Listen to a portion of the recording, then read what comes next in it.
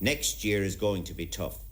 There is no point in putting a gloss on that hard economic reality. Next year's budget will be one of the toughest ever introduced in peacetime. To the ordinary citizen, that crisis means a pound of ever-diminishing value and the ever-growing fear of the lengthening dole queue.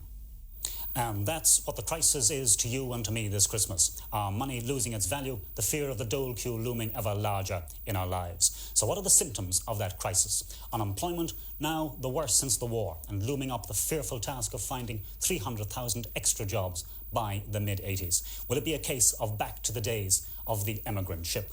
The traditional industries like textiles, they've given us jobs through decades of thick and of thin. Now they're crumbling under pressure of EEC and other free trade competition, with 50,000 jobs now lost. On top of that, the new industries, which could have brought us new jobs, that is now falling off. When we're in trouble and most need them, they least like the look of us. Joe Brennan, Deputy Leader Fianna Fáil, in the Dáil last week. Anyone who went into industry at the moment would need to have his head examined.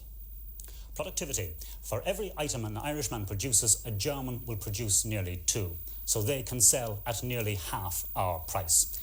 Investment. It could buy the modern machines to give us that kind of productivity, but it's not happening. Investment is going down when it should be going up. Trade. Our exports are down 7%, and how much we sell abroad dictates how well off we're to be. Brendan Corish, the last 12 months were bad.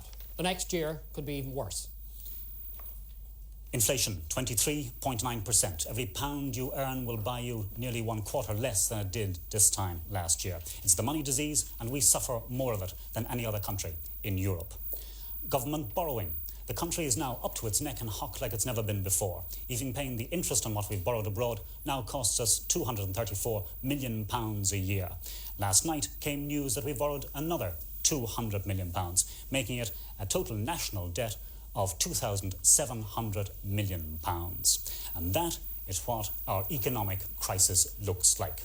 But we've had crises before, after the good times of the 1920s, the crushing depression of the 30s, the still remembered recession of the 50s, with its emigration and massive dole queues. We got out of those. Why can't we seem to break out of this crisis?